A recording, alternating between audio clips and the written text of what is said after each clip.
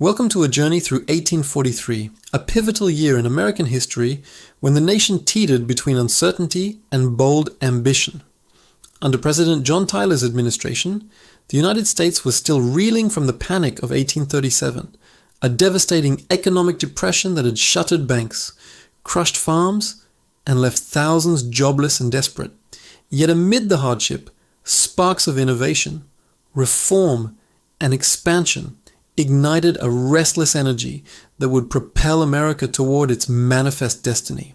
From religious prophecies that gripped the masses to wagon trains carving paths across uncharted prairies, 1843 was a year of shattered illusions and daring new beginnings, shaping the soul of a growing republic. As winter thawed into spring, a wave of spiritual fervor swept the land, fueled by the Second Great Awakening. In rural New England and beyond, preacher William Miller had captivated hundreds of thousands with his calculations from the Book of Daniel and Revelation. He proclaimed that Christ would return on March 21st, 1843, ushering in the end of the world. Millerites, as his followers were called, sold possessions, donned white ascension robes, and gathered on hilltops, eyes fixed on the heavens. Families quit jobs, communities buzzed with anticipation, and even newspapers debated the apocalypse. But dawn broke on March 22nd with no trumpet blasts, no parting skies. The great disappointment devastated believers, sparking ridicule, lawsuits from disgruntled families, and even mob violence against Millerite gatherings. Yet from this ashes rose resilience. Splinter groups reinterpreted the prophecies, laying the groundwork for denominations like the Seventh-day Adventists.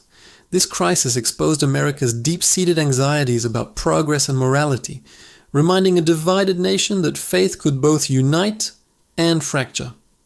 While prophets scanned the stars, practical dreamers turned their gazes westward.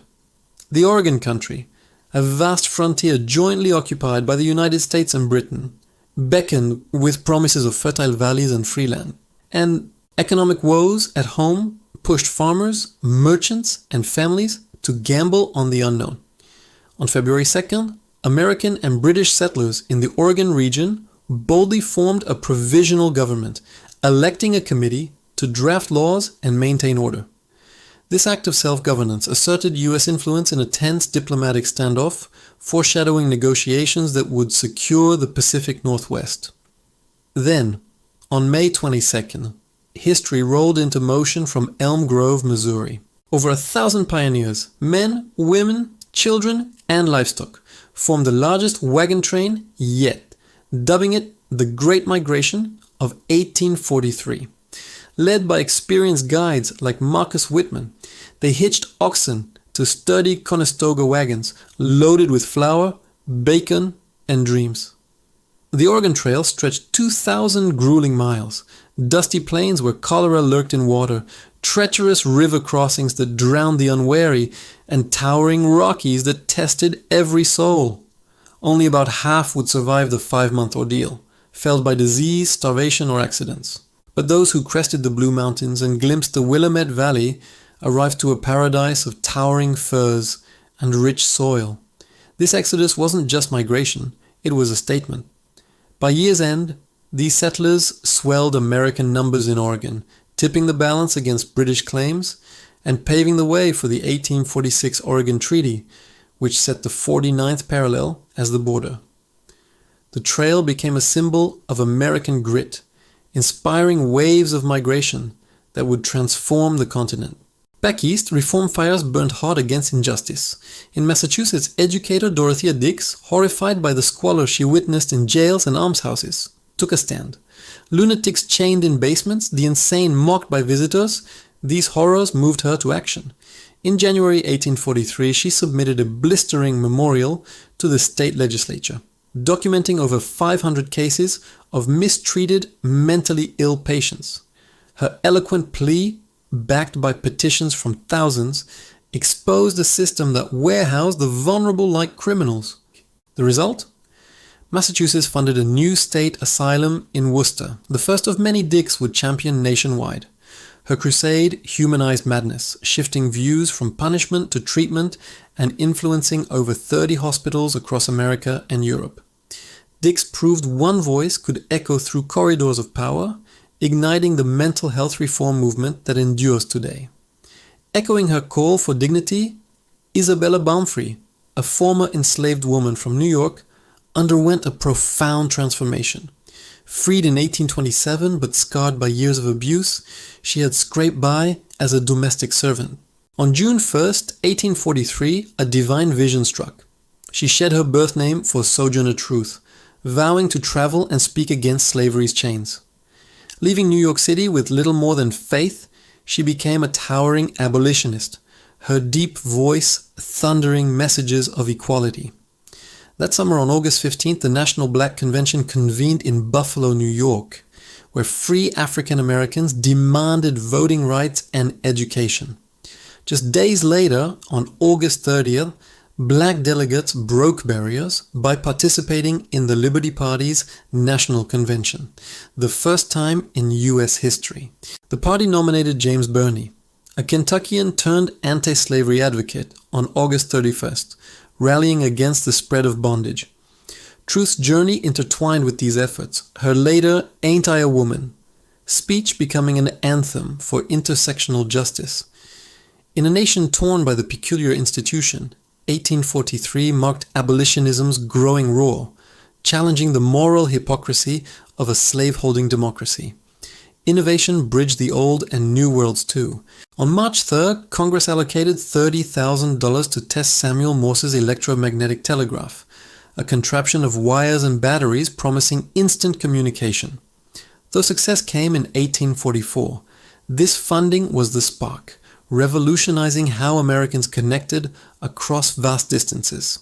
In August, inventor Charles Turber patented the first practical typewriter, a clunky machine with keys that stamped letters onto paper.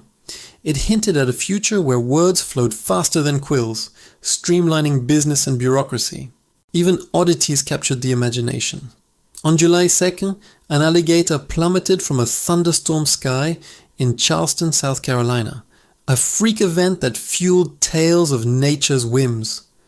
Culturally, 1843 bubbled with firsts that mirrored America's evolving identity. On February 6, the Virginia Minstrels staged the inaugural blackface show at New York's Bowery Amphitheater, blending banjo tunes and exaggerated dialects into a sensation that spread nationwide. While entertaining, it entrenched racist stereotypes, casting a long shadow over entertainment. Edgar Allan Poe added gothic chills with The Telltale Heart, published that January, its unreliable narrator probing guilt and madness in ways that still haunt readers. Financial security took root too. On February 1st, the Mutual Life Insurance Company of New York opened, the nation's oldest continuous insurer, offering families a safety net against life's cruelties. And on December 25th, the Olympic Theatre hosted America's first matinee performance, making theatre accessible to daytime crowds and broadening cultural horizons.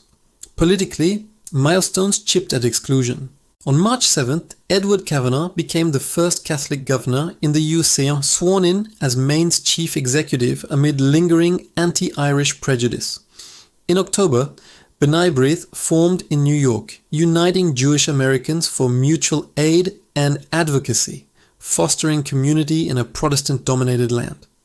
Out west, July 5th saw Oregon's provisional government formalize, blending Yankee ingenuity with British restraint. Across the Atlantic, ripples reached American shores. Charles Dickens serialized Martin Chuzzlewit, landing his scheming hero in a caricatured United States of swindlers and spittoons. The satire stung national pride, prompting debates on America's rough manners versus Europe's polish. Yet President Tyler's December message to Congress painted a brighter global picture. Amicable ties with France, Austria, and Mexico eased expansionist fears, allowing focus inward. As snow blanketed the nation by December 29th, a boy named William McKinley entered the world in Niles, Ohio, unaware he'd one day lead as the 25th president, steering America into the 20th century. 1843 closed not with fanfare, but with quiet resolve. Its disappointments forged stronger faiths. Its migrations claimed new frontiers. Its reforms planted seeds of equality. In this year, America glimpsed its contradictions: innovation amid inequality, prophecy beside pragmatism, and chose to press onward.